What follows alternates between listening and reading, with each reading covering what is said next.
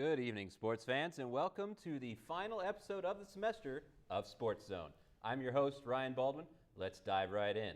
The UNT Mean Green football team held off the UTEP Miners in a 20-17 victory in their homecoming game this year. It is their third win in a row, puts them at 4-6 on the season with 2 games left to achieve bowl eligibility. And here to help me take a look at their possible outcomes are my two hosts, Parker Smith and Jose Moreno. Gentlemen, how are we feeling today? Pretty good after a big win.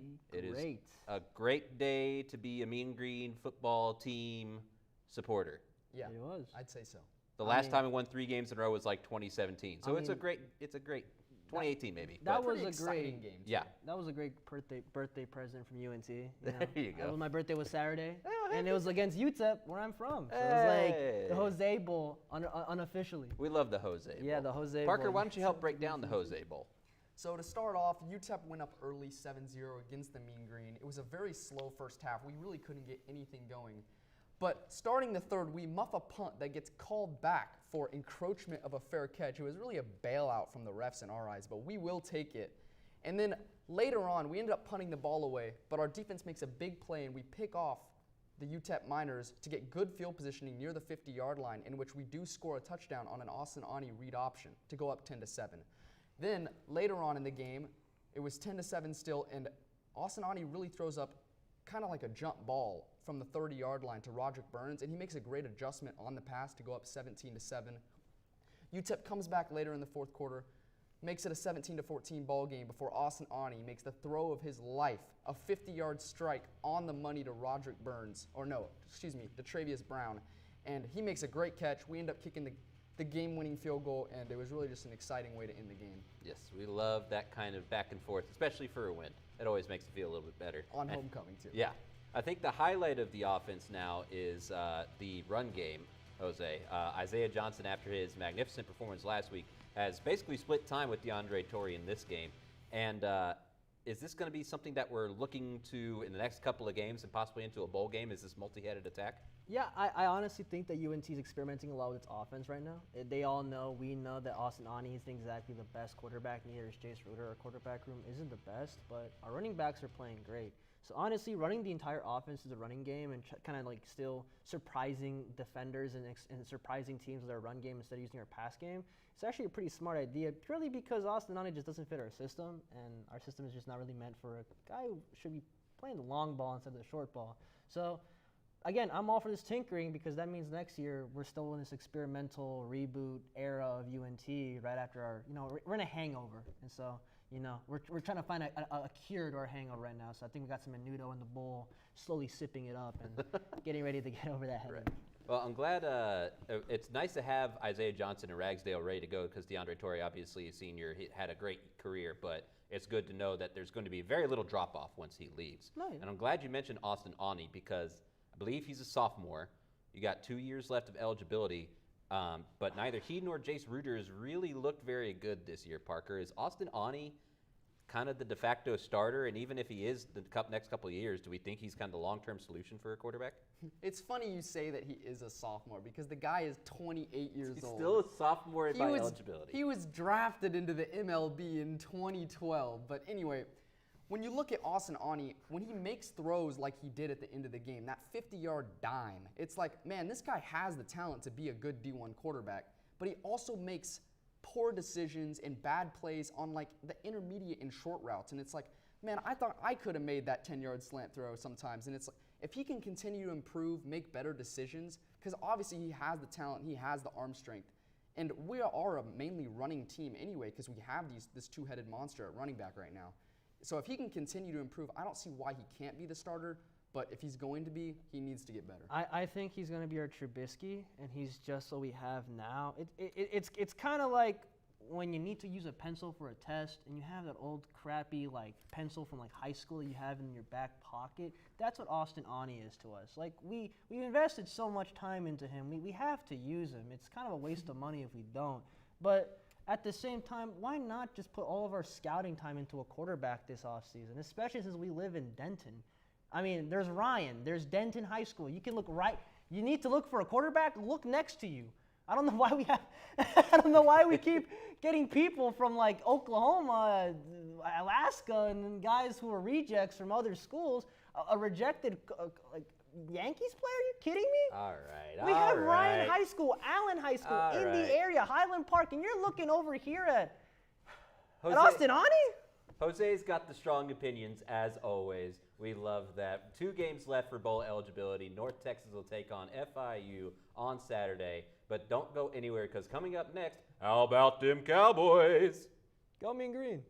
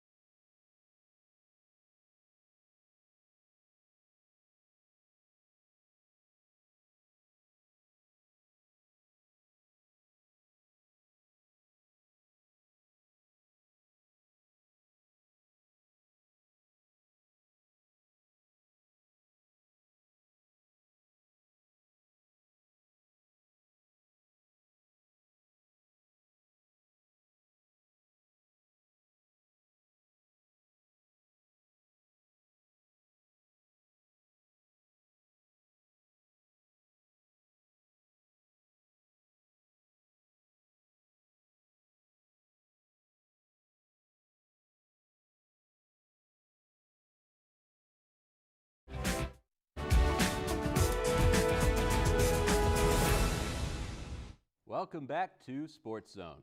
The Dallas Cowboys put up an impressive victory over the Atlanta Falcons 43-3 in a game that was never close. And here to help me break down that particular victory are my 2 analysts, Mason Shepard and James Carroll. Gentlemen, how about them Cowboys? You know it, man. I feel great after that win. I'm so sorry, James, being a Giants fan. I know. Now, his opinion doesn't count. Don't worry about it. Well, hey, everybody's opinion counts here. Okay, Ryan. We're like 10 seconds in. It doesn't matter, man. You're a Giants fan. I already hate you for that enough. Oh, come on, guys. It's okay. We can be all we're all friends. Kumbaya. That's what we're going to do, kumbaya. Mason, break down the kumbaya game here. Okay, dominance. That's what I saw. Dominance and resolve. You know, Dallas came back after being embarrassed by the Broncos, and they killed Atlanta to the point where Atlanta may not even want a football team anymore. And I just think that, you know, Dak went from going 19 of 39, 24 of 31 in this game, 296 yards, 2 touchdowns that were not late in the fourth quarter when the game didn't matter. And the defense got 3 turnovers, all interceptions, and, you know, we were 6 and 14 on third downs, and I just think Dallas proved that when we show resolve and when we show that we can beat any team, we can beat any team legitimately. I thought it was awesome. James, it sounds like Mason's on the train of last week was just a fluke, and this is kind of the true Cowboys game. Are you kind of thinking that that's the same course where the Cowboys are actually this team and last week was a blip? You know, I can't let my personal biases cloud my judgment. No, I'll give it to him. No, last week was not a fluke. It doesn't seem. You know, last week it kind of seemed like, you know, like the doomsday. You know, the worst timeline, if you will. You know, that's what happens when you don't get any turnovers on defense, which is kind of one of their crutches. And I think that's, you know, if they have a weak spot, it's probably there. And what happens if you don't, you know, get your wide receivers involved and, you know, if the offense just sputters for whatever reason, which can happen at any time. But yeah, I think, you know, the ability to bounce back against, not a great team, but, not a pushover team by any means.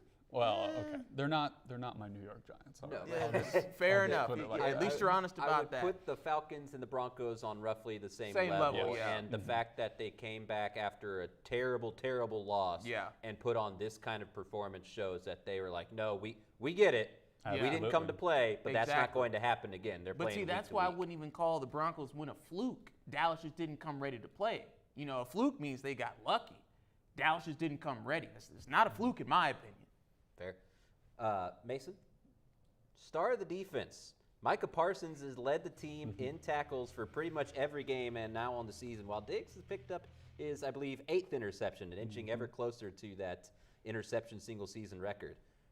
Who do you got to pick if you're going to pick one of those? First of all, I don't like the divisiveness you're trying to bring to our Cowboys right now. What? Because I just don't believe that's James' job as a yeah, like I said, opinion over there. But I just don't want. I think they're all stars, really. Well, not all of them. Some of them. Ooh, Anthony Brown. But as far as Diggs and Parsons go, I think they're both stars. I don't want there to be one star because we saw what that could happen to the offense back then when it was like, is it Dak's team? Is it Zeke's team? Who is the star? And then we saw how that worked out when they were losing. I want both guys. Look, Micah Parsons is more consistent because Diggs, you called it the duality of Diggs. Micah Parsons is more consistent, but Diggs can still make big plays when we need him. And so I just want Diggs to work on his consistency, Micah Parsons to get more experience, and allow them to become stars themselves rather than who's the main star. Because that just breaks the team's chemistry up. On the other side of the ball, James, Michael Gallup came back in victorious fashion and put on a fantastic game, kind of squashing any thoughts that maybe we should have put him away at the trade deadline. Is the Cowboys receiving core the best in the NFL? Again, I'll let my personal biases, I'll let my personal biases to the side. I'll go ahead and say yes. Tampa Bay comes to mind. They're a close second. They're my first. Yeah, what Cincinnati's building, maybe not now, but 4 or 5 years down the line, we could be. Don't muddy the water by talking about the Bengals. that causes upset stomach. No. But yeah, you're not going to get many, fourth, string wide receivers like Wilson. Even our beloved Jalen Darden, had that unfortunate incident. But we won't talk about that right now. But you're not going to. I'd struggle to look throughout maybe, I don't want to get crazy here, but even history to find out, like a deeper wide receiver room than what they have going on right now. I like it. Well, very quickly, gentlemen, as our last Cowboys-themed segment for the semester, I'm going to get your final thoughts on record and playoff performance. Mason, go. 13-4, Super Bowl all the way, baby. 13-4 Super Bowl. Yeah, you know it. You heard it, Cowboys fans. James? I was going to say 12-5, but something. I like 13-4 a little bit better. And I'll say they won't win a playoff game. I'll let my personal biases don't into ask this him. one. Stop asking him questions. I'm going to meet y'all in the middle, say 13-4 as well, but NFC Championship game, not quite Super Bowl. You're not a real fan. We'll see how the Cowboys are going. Please, we'll see how the Cowboys are going to do here in a little bit. Don't go anywhere. Coming up next, UNT volleyball starts Conference USA tournament play. Don't go anywhere.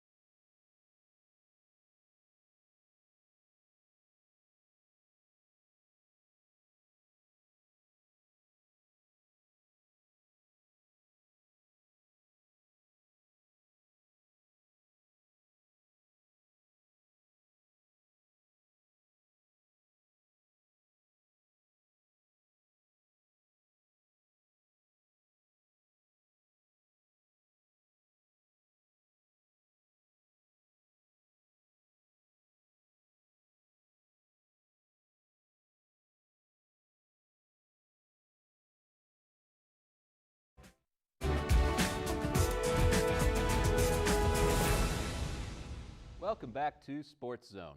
That Mean Green wrong segment, volleyball team has picked up the 3rd seed in the West for the Conference USA tournament. And here to help me break down tournament and expectations are my 2 analysts, AJ Tellers, and welcome back again, James Carroll. I heard we were doing a volleyball segment, and I just couldn't resist. Had to stay. Love it. I love people who love sports. Thank you, James, for double dipping here. Absolutely. And because you double dipped, I'm going to come to you first. So last year, bounced in the first round in a sweep against, I believe, Western Kentucky, the Hilltoppers. Yeah. So we have the Middle Tennessee State team first. Kind of, what are we expecting out of this matchup to begin? I'm expecting an improvement from last year. I think, if you do the eye test, they have an 8-10 record. They are very, very top heavy. From what I noticed, their leading scorer, Samira Lawson-Body, leads the way with 236 kills, I believe. And the next one is 30 or 50 kills back. So very top heavy, not exactly a defensive powerhouse by any means. So I would expect Rhett Robinson to kind of have a field day, to be quite honest with you, in that first round. Excellent. AJ, you agree with that assessment? Is there anything specific we're looking for out of this matchup? So I think it really highlights how much of a mismatch we're going to see in the West and the East matchups. 3 of the 4 teams out of the East Division are all at 500 or 1 game under. You have Western Kentucky, who's 12-0, but then you have 3 teams that don't have a winning record. Statistically, this is a mismatch. This is a game North Texas can win. They're 3rd in kills. Middle Tennessee State is at 13, and they haven't had opportunities to score. They're the lowest kill attempting team in Conference USA. North Texas almost more than 1,000 more attempts than Middle Tennessee State has. This should be a good game for the Mean Green. Interesting. Okay. So I know, James, you mentioned Rhett Robinson a little bit. Is she your player to watch for the entire tournament? Is she kind of the linchpin for Mean Green's success? Absolutely, yeah. She is number 1 in kills, I think, in the entire Conference USA. So yes, absolutely. That's the life of the Mean Green team. They rely on her for quite a lot of offense. You could call us sort of top-heavy as well, relying on her. I think we have a better top-heavy person to rely on. But, that's how we get all of our energy. She's always the one, bringing them together and, rallying the troops, so to speak. A couple-time Conference Player of the Week, I believe, as well throughout the season. AJ's do you have a non-Rhett Robinson player to watch? Because we heard a lot about her. I'm going up to the front. I have fellow senior Sarah Hausler. You mentioned how top-heavy this team is. But what she does, Hausler, when she's right, is she keeps the game going downhill. She commands up front. She's 5th in blocking, 6th in hit percentage. And a player like Rhett Robinson is going to be the focal of your opponent's game plan. They're going to want to stay away from her on the outside. So you bring in Sarah Hausler to command the middle. It's going to force teams to change their game plan, and that plays right into the hand of North Texas. It's a 1-2 punch with Robinson and Hausler. They complement each other very well, and I would keep an eye on those 2 players.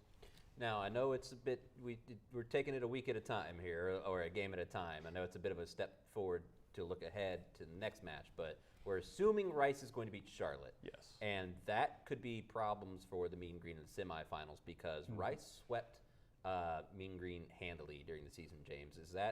Are we thinking that, once you get to the semifinals, it's anybody's match, or is this going to be where the Mean Green step off for the year? Well, naturally, anything can happen in a playoff environment.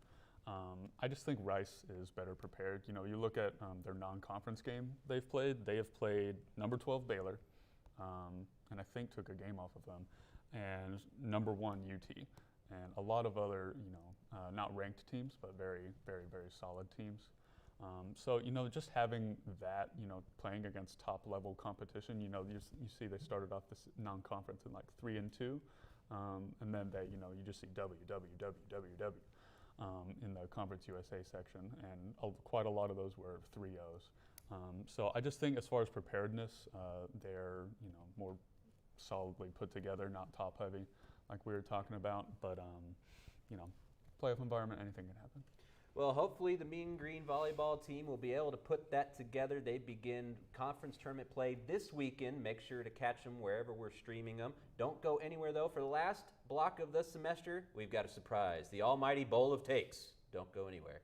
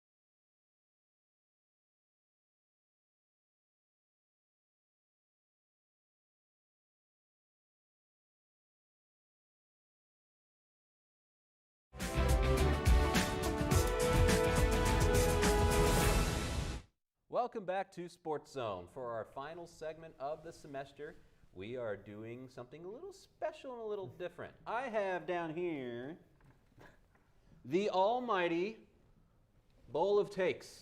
Filled with random takes that me and my analysts, Sam Mangan and Jeremiah Russo, will help me analyze. Now, you know what's special about this bowl? What? None of us know what's in the bowl. Can't wait. We are going to just take stuff out of the bowl and react to them, no matter how wacky or crazy or spot on they might seem. We're going to just kind of reach in here and see what we got. All right. I'm excited about this, guys. This is good. This is going to be an interesting take. Let's see what we got. We'll see what happens. Ooh, starting off spicy. Trayvon Diggs is the most overrated cornerback in the league, Sam. Yeah, he is. Whoa! Okay, here's the thing. He's not overrated. That dude's going crazy. What is it, 8 interceptions in 9 games? Well, he is leading it, but people are overhyping him. No. He's overhyped. No, this dude's going I guess that is the Dude's definition going of crazy. overrated. Come on now. What? Okay, so I am going to go not most overrated, but he does give up a lot of yards. I've talked about it before. The duality of Diggs. He's got a lot of picks, but he gives up a lot of plays. So is he talented? Yes. Is he also overhyped? Why not?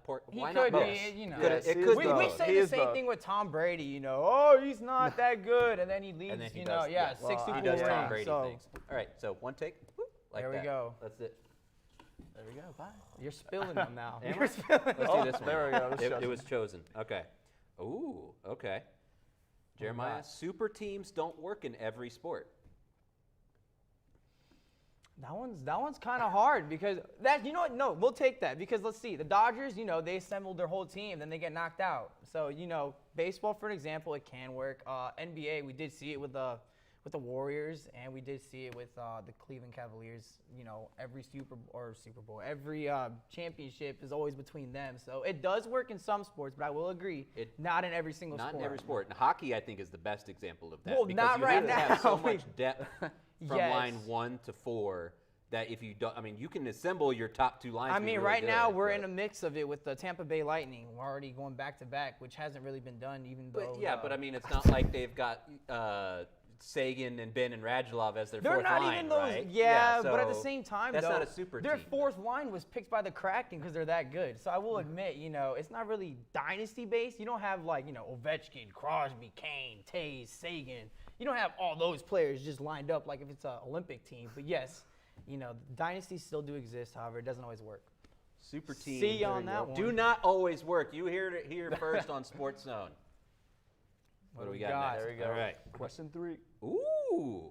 Okay. Oh no! The Atlanta Hawks got the better of the Luka Trey trade. No, they did not. I don't know this. Trey's I have choke. no idea. Trey's choke. But I will admit, Trey can lead the team better than Luka right now. I will admit that. However, I'm gonna say the Hawks kind of have more of the pieces set. Trey's mentality is much better than Luka's. That is very fair. But Trey does not have the raw talent to take a team like Slovenia into the quarterfinals of the He can Olympics. drill all the half-court shots. Call me when he Please. can actually go to the playoffs. There's no way they got the better of that trade. Something I know. There's no way. Oh, God, so many takes. Dang, you're Just spilling throwing all So many that takes. now. Okay. Oh, here you go, Sam. There we go. Okay. Sean Payton will be the head coach of the Dallas Cowboys in 2024. No. No? No. You think he's staying with the Saints, or do you think McCarthy will still be I here? think Or McCarthy's. both? I think McCarthy's staying. You think so? Yeah, I I don't see him- why. Right now, We're they're doing great right crazy now. good. I already have them as Super Bowl, not the winners, but they're going to make a deep run. I say they go to the We Super have Bowl. no reason to Here's get rid the, of no, Sean. but here's the, you know what's going to happen? McCarthy is going to have one of his terrible clock management moments in the playoffs. But I don't think, that I would don't be- think yeah. that's a Yeah. reason to toss him, though. Sure it is. If the rest of the team is great, but Michael McCarthy's not, you get rid of McCarthy. You can work on that in time. practice. Yeah, and look how well that turned out for Yeah, I everybody mean- involved. Oh, I don't know how to feel about that one, actually.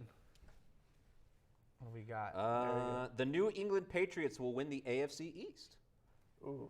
I'm not going to lie. Mac Jones is going crazy right now. I already have him. If Jamar Chase doesn't win Rookie of the Year in that conference, I say it's going to go to Mac Mac Jones Jones. has to because only if the I, Patriots go to the playoffs. no, I would but say. like the amount of production that a receiver has to put out to match a quarterback that's doing really well. Well, is okay, but crazy. then that's hard to compare because one's always having the ball, and That's why one gets the That's ball. why like, quarterbacks always win Heisman's. That's not how it's not really because Devontae Smith It's won not. last year's. Sam, AFC East champs, Patriots. No, I think they will. I do think they will. Last one, gentlemen. I was about to Last one. Last one. Let's make it a good one. Ooh, Luka is already the best European player of all time. He's too young No, to say but you that. can't tell. It's too early. Yes, right now it's looking good, but I mean, what is he, like 23, 24? Yeah, It's way he too drink soon. yet? I think. I mean, over there he I'd could bet at maybe like over there. 16 or 18, but I think it's too early. I think it's way too early for But him I to agree, be the he's best gonna player be- of all time. But he's in a good spot, I think. I mean, he did have Dirk to kind I was of. about to say, now hold He on. had that Dirk, best mentorship. European player of all time? Because I think so, yes. I would agree, especially having that mentor. I would agree on that one. No, I can't say no to that. No. All right. Well, it's been fun, guys. That was a good block. We'll that have was to an interesting revisit that take. one. Thank you very much for watching Sports Zone this semester. I want to take a minute real quick just to thank all of our technical crew. They've done a fantastic job. Producers Jennifer Holberg, Blaine Tatum, director and technical director Ryan Little, graphics operator Garrett Weeks, VTR Christina Denton, editor Ryan Caporale, floor director the old Corey Bulin, cameras Kaylee Bermudez, Hurt, Sarah man. You Stevenson, heard him over and there. Daniel Haskell. He's crying now. The Corey Bulin floor directing. And Hey, audio. one show he tried. He saved his life for us. He stinking dove off. Audio, Georgina Castillo and Caleb Blanton. Oh, my. Without them, we are nothing. We are just humble talent. The technical side, y'all are the real MVPs. Yeah, we Give got to them give him a applause hand for on that. that one. Yes. We appreciate everything y'all do in there. Thank you so much for watching. Y'all have a wonderful evening. We'll see y'all next semester. Don't go anywhere, though, because NTTV Nightly News is doing their show. Y'all have